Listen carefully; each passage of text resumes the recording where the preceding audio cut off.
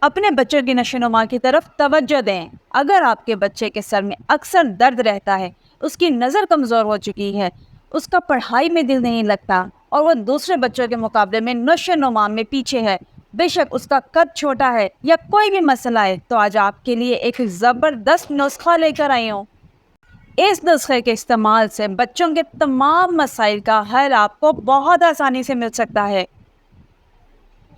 استخدوس 50 gram, چار مغز 50 gram, بادام 50 گرام، سونف 50 گرام، سوکھا دھنیا 25 گرام، کالی مرچ 25 گرام۔